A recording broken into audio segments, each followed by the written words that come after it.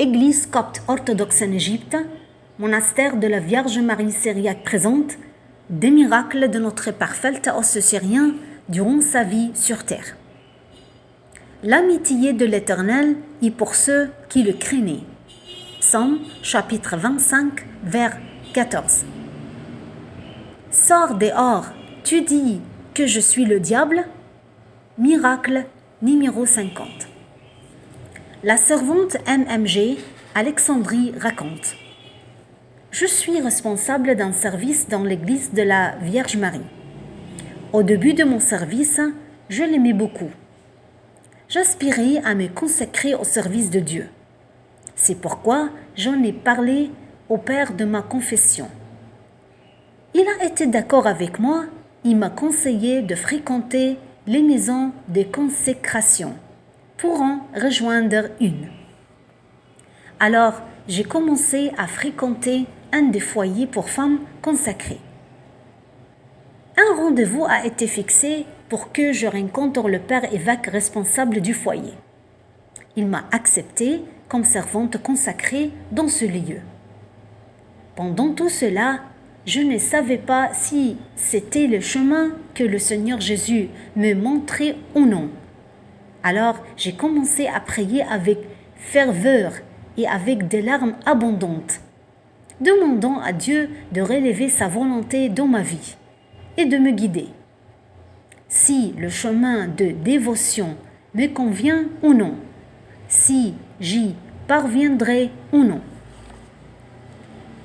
Un jour, j'ai rencontré l'un des serviteurs de l'église. Il m'a demandé un livre sur les plantes ornementales. Je lui ai apporté. Il m'a dit qu'il se rendait au monastère syrien et donnait ce livre à l'un des moines selon sa demande. J'étais heureuse car j'avais rendu un tel service. Une chose étrange s'est produite. C'est qu'après son retour du monastère, ce serviteur m'a rencontré et m'a donné des cadeaux que le père moine m'avait envoyés. Ils étaient des images, des épices, des saints et de l'huile de bénédiction. Il m'a dit: ces cadeaux vous ont été envoyés par notre père Igomène Pheltaos le Syrien. Je ne connaissais pas ce Saint-Père auparavant, mais je me réjouissais des cadeaux qu'il m'a envoyés. Ce qui était encore plus étonnant, c'est que le serviteur m'a raconté. Notre père Pheltaos a informé ce serviteur qu'il voulait me voir au monastère. Comme si sa sainteté me connaissait bien, alors ma joie a augmenté. Je sentais que j'étais fière de rencontrer un Saint-Père qui me connaissait avant que je ne le rencontre. En effet, un voyage était prévu pour moi avec ma famille et ce serviteur, pour me rendre au monastère syrien rencontrer ce Saint-Père. Mais une chose étrange m'est arrivée la veille du voyage. À minuit, j'ai ressenti une douleur très intense au ventre, avec une augmentation de la température. Il était tard, toute la famille dormait en préparation pour le voyage, donc je n'ai pas voulu déranger personne. Je me suis plutôt levée tranquillement, apporté l'huile que notre père Saint-Père Pheltaos m'a envoyée. J'en ai oint la tête et le ventre. Et je me suis dit, si ce père était vraiment un saint, je serais vite guéri de ces douleurs. Après, j'ai dormi très profondément. En dormant, j'ai vu une personne portant une robe noire avec une casquette sur la tête, pas une cagoule. Son visage était très brillant et il m'a dit: qu'est-ce qui ne va pas avec toi, ma sœur? N'aie pas peur, tu vas guérir. Il m'a appliqué de l'huile sur le front, puis disparu. Tôt le matin, je me suis réveillée très active et énergique. Toutes les douleurs ont disparu. la température élevée a diminué et est devenue normale. Mais malheureusement, j'ai commencé à penser au rêve en demandant qui était la personne qui m'est apparue. Je me suis demandé pourquoi il n'y avait pas de croix sur ses vêtements, ni sur sa casquette, ni sur sa poitrine. Est-ce un moine ou un diable? J'ai complètement oublié ce que j'avais dit avant de m'endormir, que s'il était un saint moine, je serais guéri. Et là, j'ai été complètement guéri, donc j'ai dû croire qu'il était un saint moine.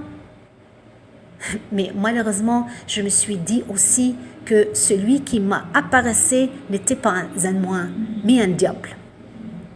Ce dialogue était un dialogue interne.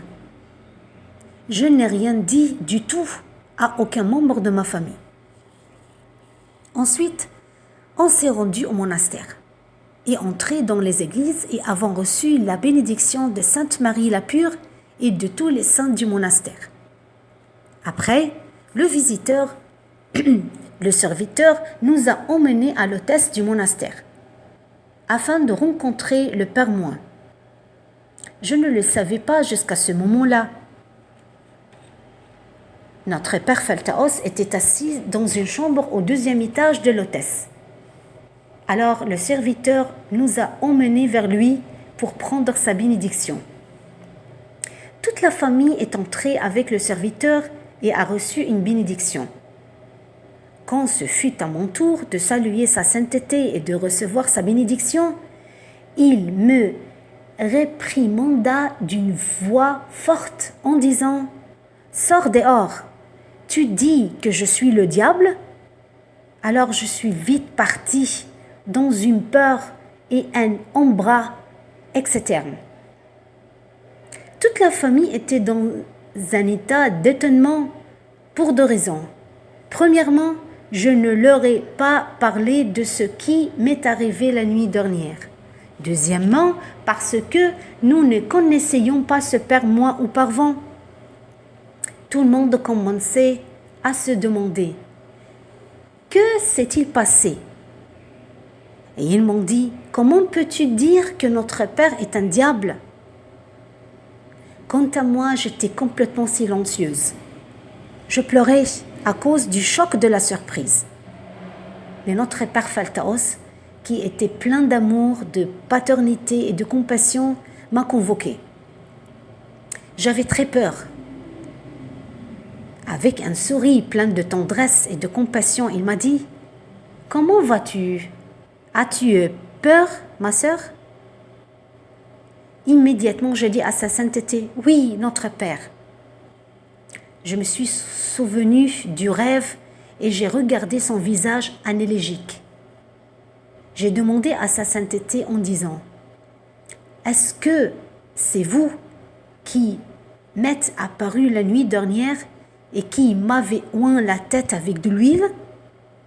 Notre Père m'a dit « Oui, c'est moi. » Alors je lui ai dit « Pardonnez-moi, Père. » Puis il m'a blâmé.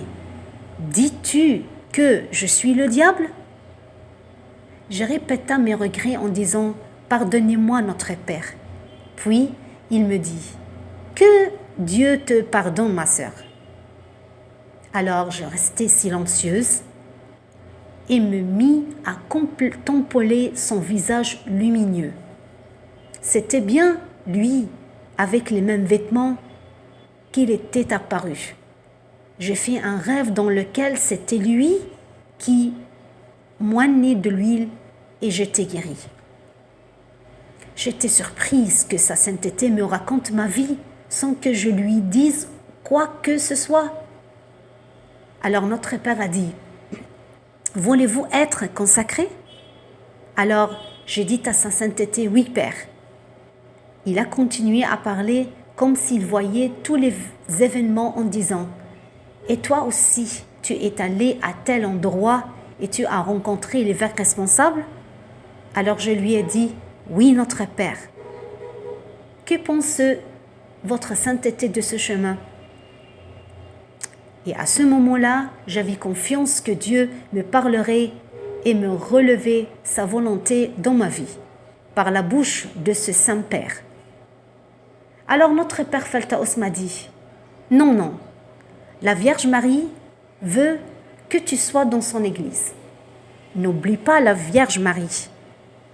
Alors j'ai dit à sa sainteté, puis-je aller dans un autre endroit nommé d'après la Vierge Marie et y être consacré? Alors sa sainteté m'a réprimandé fermement et a répété ces paroles en disant, je t'ai dit que la Vierge Marie te veut dans son église et tu es libre. Il a répété les mots une troisième fois, je te le dis, ma sœur, la Vierge Marie te veut. Il m'a demandé d'obéir à ces paroles pour ne pas me fatiguer. En effet, j'ai senti que cette voix venait de Dieu pour moi et j'ai fait ce que notre Père Feltaos m'a dit. Maintenant, je continue à servir dans l'église de la Vierge. Tout cela grâce au Seigneur de gloire, Jésus, qui m'a guéri par l'intermédiaire de notre Père Saint Feltaos le Syrien. Que ces bénédictions soient avec nous. Amen.